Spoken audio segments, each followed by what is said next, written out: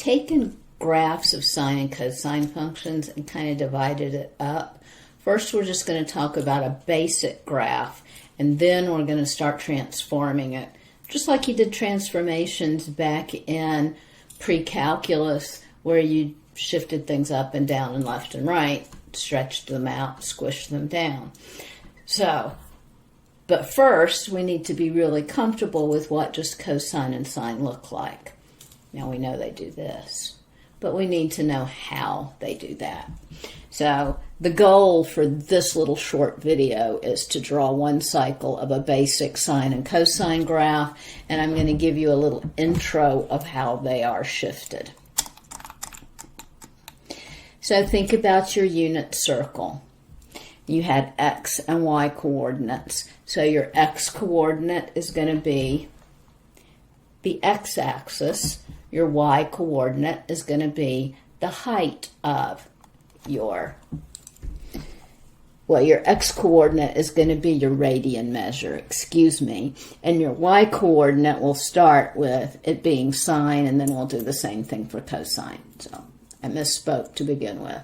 It's not x and y like your x coordinate on your unit circle. Your x coordinates, the inputs are the radian measures. So inputs are radian measures.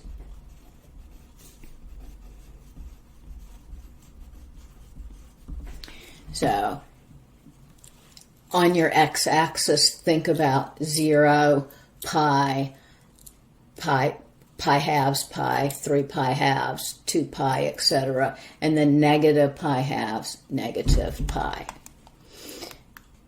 And you can see that at 0, sine of 0 is equal to 0. So it starts there at the origin, and it increases until your input gets to pi halves, which is at the top of the unit circle, and that's where your graph has its maximum. It decreases until we get over here, and your input is pi, where sine is equal to 0 again. Cosine starts at 1. It decreases until it gets to pi over 2. Remember, it's 1/2 here at pi over 3. It's -1 at pi, so that's what sine and cosine look like, just basic graphs. So sine, I always remember that it goes through the origin.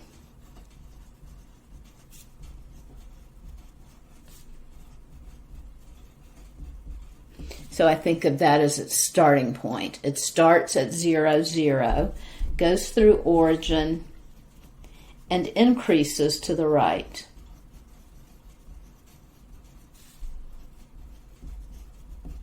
Until x is equal to pi over 2. Then it starts decreasing.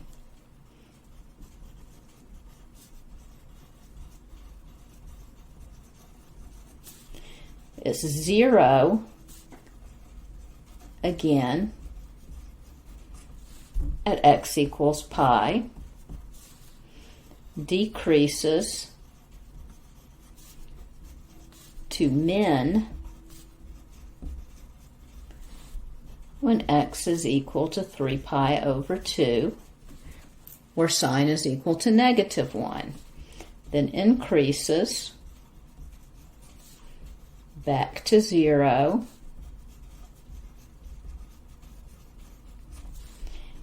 at 2 pi. And that's one full period. Let's do a similar thing and talk through what cosine looks like.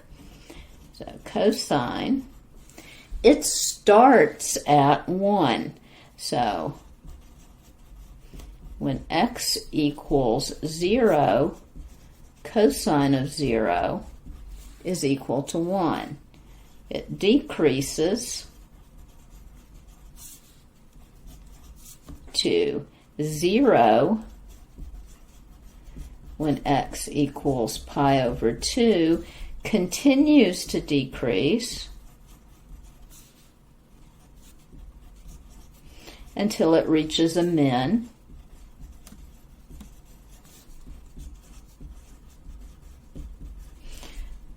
When x is equal to pi. And then it increases. It's equal to 0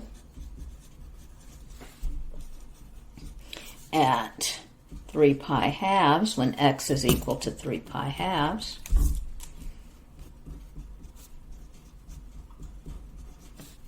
Continues to increase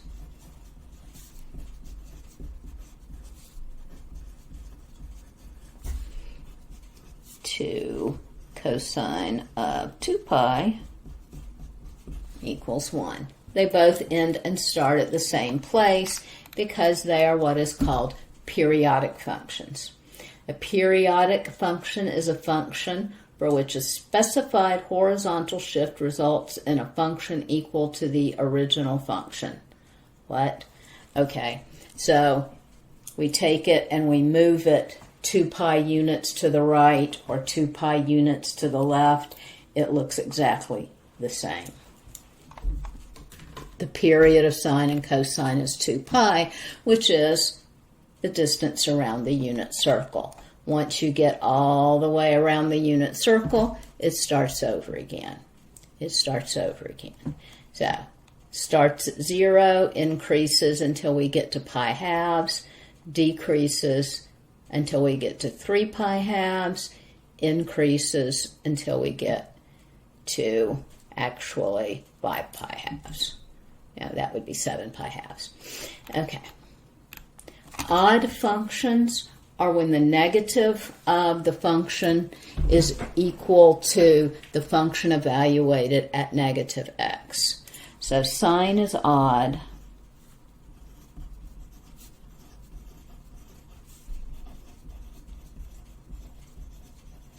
because sine of negative x is equal to negative sine of x. What helps me to remember that is if you look at sine really close to the origin, it looks like a straight line. And the degree of a straight line is 1, 1 is odd. Even functions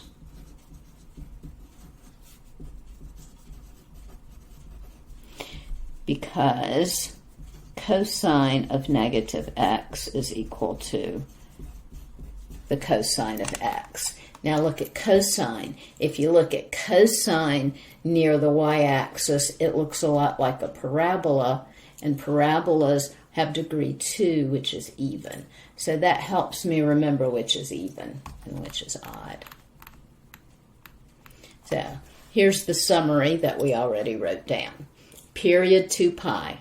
It has max at pi over 2 and 1, min at 3 pi over 2 and negative 1. So both sine and cosine never get bigger than 1, never get smaller than negative 1. And they have a midline on the x-axis. Zeros at 0, 0, pi 0, and 2 pi 0. Cosine period again is 2 pi, max at 0, 1, and at 2 pi 1, and a min at pi and negative 1. It has zeros at pi over 2, 0, and 3 pi over 2, 0.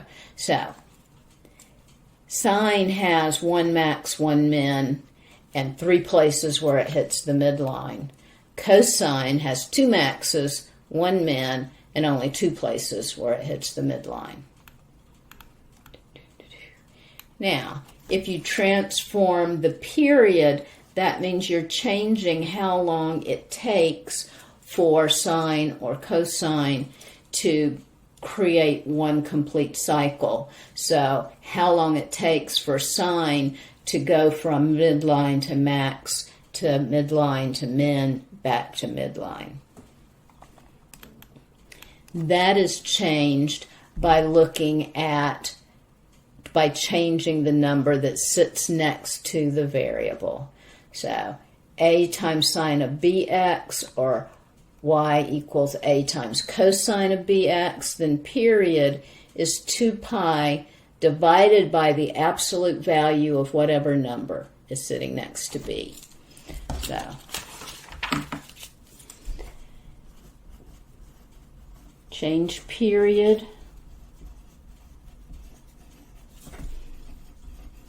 by changing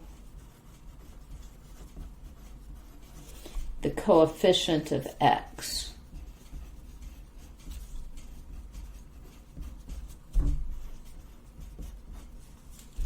So if we have y equals sine of, what letter? We used b, so I'll use b. Sine bx, or y equals cosine bx, then your period is equal to 2 pi divided by the absolute value of b. So it either shrinks it, or expands it, depending upon whether b is bigger or smaller than 1. So if f of x is equal to the sine of pi over 6 times x, then the period is equal to 2 pi divided by pi over 6, which is equal to 2 pi times 6 over pi, because we invert and multiply, boom, boom, equals 12. So I'm going to put that into Desmos so we can see what it looks like. So my red graph is just sine, and you can see it completes one period from 0 to 2 pi, because 2 pi is a little bit bigger than 6, because it's 3.14159 times 2, so 6 point something. And then g of x is the sine of pi over 6 times x, and it takes all the way over here to 12. You notice when it's halfway there, it's made half of its cycle, so it's back to the midline. Halfway between 6 and 12, here at 10, we have the min, which is -1. So it just stretched it out. Now let's see what's next. Changing amplitude. That's on the outside of the function. If you just multiply sine by a number on the outside, it stretches it or compresses it. So if you have y equals a sine of x, or y equals a cosine of x, it changes what's called the amplitude. It's a vertical change. So amplitude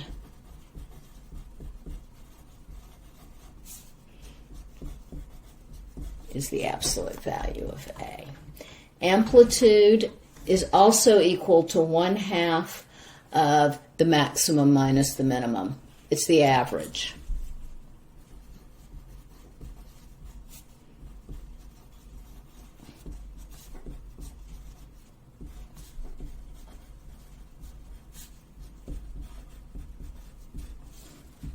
And I should put that in absolute values. It's not the average, but it's 1/2 of the max minus the min. It's the middle, the midpoint.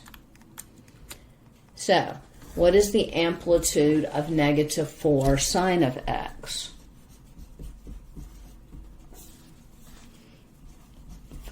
X is equal to -4 sine of x.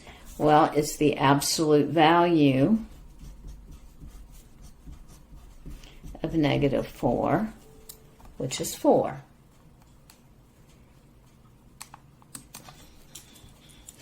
And if you have a number greater than 1 on the outside, just like what you learned about transformations back in pre-calculus algebra, it stretches it. So it's going to be stretched vertically.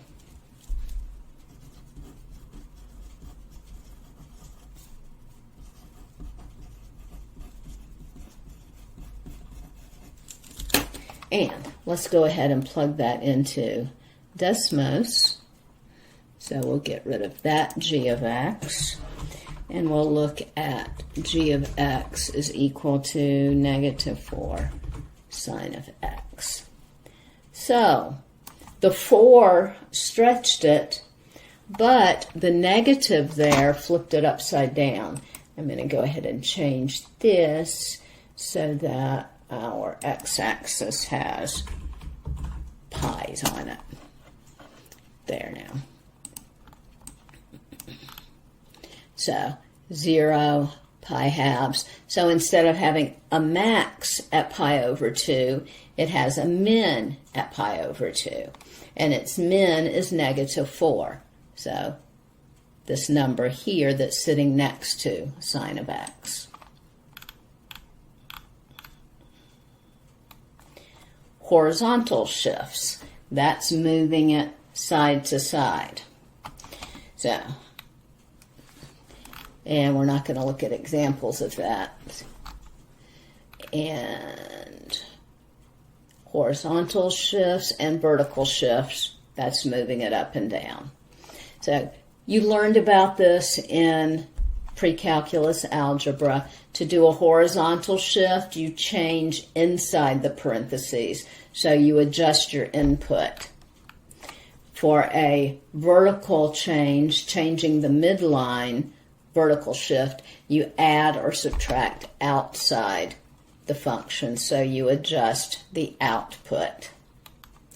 So if we have a function of the form, and this is standard form, a times the sine of bx minus c in parentheses plus d, or a times cosine of bx minus c in parentheses plus d, the phase shift is c over b. So that's left and right. The vertical shift is d. That's easy. It's what you add or subtract at the end. So let's determine the direction and magnitude of the phase shift. Example 3, we have f of x is equal to the sine of x plus pi over 6 minus 2. So the phase shift is the change to the input, and since there's no b here, b is equal to 1, c is equal to pi over 6, so the phase shift is just pi over 6.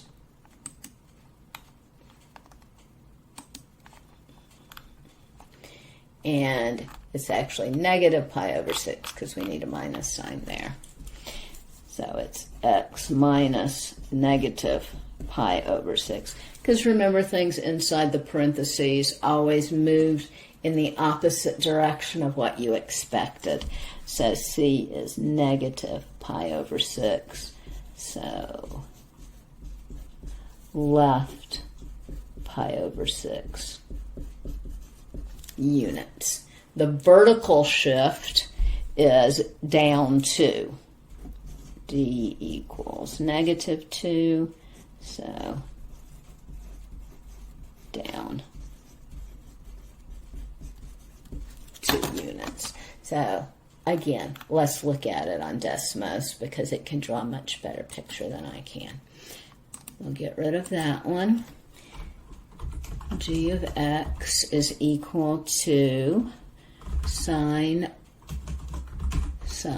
of x plus pi over 6. So you can see that shifted it to the left pi over 6 units. Instead of starting at 0, it starts at negative pi over 6. And then we subtract 2 from it, and that shifts it down 2 units. So it's 2 units lower at each spot. We're going to do a whole lot with transformations in the next section. You got this. Just hang in there.